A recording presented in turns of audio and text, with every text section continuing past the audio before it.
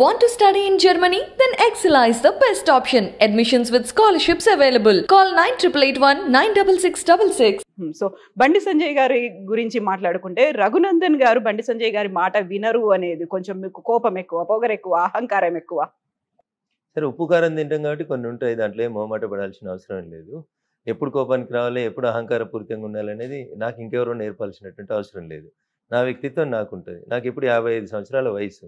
చిన్నప్పటి నుంచి నేను పెరిగినటువంటి పరిస్థితులు, వాతావరణం, నాకు చదువు చెప్పిన సార్లు, నా ఆలోచన విధానం నాకుంటుంది. నేను మీకోసమో ఇంకొకరి కోసమో నా పద్ధతి మార్చుకోవాల్సినటువంటి అవసరం ఉందని నేను అనుకోలేదు.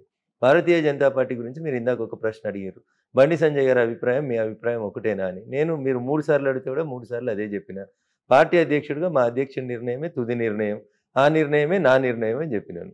ఇక బండి సంజయ్కి రఘునందన్కి పడతలేదు, బండి సంజయ్ కోపం ఎక్కువ, రఘునందన్కి ఆవేశం ఎక్కువ, వీటికి ఆన్సర్ చేయాల్సినటువంటి అవసరం లేదు. సందర్భాన్ని బట్టి ఆవేశం రావాలా, కోపానికి రావాలన్నా పరిస్థితిని బట్టి జరుగుతూ ఉంటాయి. సో దుబ్బాకలో ఎలా ఉంది పరిస్థితి ప్రస్తుతం? ఇప్పుడు దుబ్బాకని చూడాలంటే రఘునందన్ కళ్ళతోటి చూడాలి. దుబ్బాకలో నేను గెలిచిన తర్వాత చాలా మార్పులు తీసుకొచ్చినాను. ప్రజలు అక్కడ ఉన్నటువంటి నియోజకవర్గ నేను చెప్తే మీరు ఇందాక అన్నారు కదా రఘునందన్కి అహంకారం ఎక్కువ అని అంటది. అట్లా మీరే దుబ్బాకు వచ్చి చూడుర్రి, గ్రౌండ్లో తిరుగుర్రి, ఫీల్డ్లో తిరుగుర్రి. 2020 నవంబర్ కంటే ముందు దుబ్బాకలో రోడ్లు ఎట్లుండే, దుబ్బాక ఎట్లుండే, ఇప్పుడు ఎట్లుండే అనేది ప్రజలను అడగండి. Let the people speak. నేనేం మాట్లాడినా కానీ మళ్ళీ మీరు చెప్తారు ఇది అహంకారపూరితమైనటువంటి మాటలు అని చెప్తారు. ఉన్నట్టు మాట్లాడితే ఊరందరికి శత్రువు అని ఒక నానుడి ఉంటుంది. అట్లా నేను అట్లే మాట్లాడతాను. నేను ఎవరికోసం నేను చేంజ్ కావాల్సిన అవసరం లేదు. నా పద్ధతి నాకు ఉంటుంది. నేను మీలా ఉండలేను, మీరు నాలా ఉండలేరు. ఇంకొకరితో కంపేర్ చేసుకోవడం అనవసరం. ఎవరి వ్యక్తిత్వం వారిది, ఎవరి మనస్తత్వం వారిది.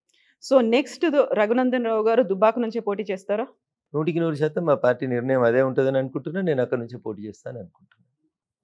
సో మీరు వెరీ రీసెంట్గా మంత్రి నిరంజన్ రెడ్డి గారి మీద ఆరోపణలు చేశారు, ఆధారాలు కూడా చూపిస్తూ ఉన్నారు. You still stick to that?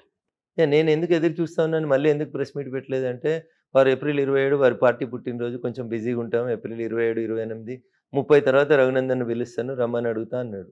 మనం ఇలా మే 25వ తారీఖు మీరు నన్ను ఇంటర్వ్యూ చేస్తుంది. ఒక నెల అయినాక నేను మళ్ళీ నిరంజన్ రెడ్డి గారి గురించి మాట్లాడుతాను. I will stick on to those words. దాంట్లో నేను ఆధారాలే చూపించిన, నేను వెనక్కి వెళ్ళాల్సినటువంటి అవసరం ఏం లేదు. మిమ్మల్ని అక్కడికి రమ్మని ఇన్వైట్ చేశారు కదా, చూడండి అన్నారు. అదే వారే చెప్పినారు 27 తర్వాత ఒక డేట్ చెప్తా అన్నారు.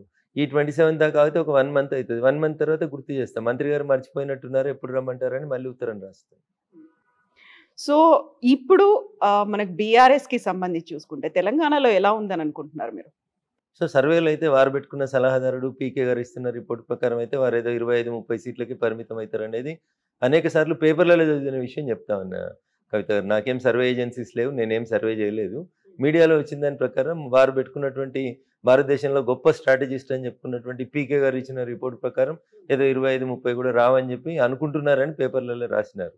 నాకు పీకే గారు పరిచయం లేదు, నాకు కేసీఆర్ గారి దగ్గర ఉన్న రిపోర్ట్ కాపీ నా దగ్గర లేదు. కాబట్టి నాకున్న అవగాహన పేపర్లో చదువుకుంటే రోజు మీలాంటి మీడియా మిత్రులు చెప్పిన దాని ప్రకారం TRS or BRS will be confined to below 30 seats అని చెప్తా ఉన్నారు. అది ఎంతవరకు కరెక్ట్ అనేది నాకు తెలియదు. సో మీకు ఎన్ని వస్తాయి అనుకుంటున్నారు? అధికారంలోకి రావడానికి ఎన్ని సీట్లు కావాలో అన్నితో మేము అధికారంలోకి వస్తాం.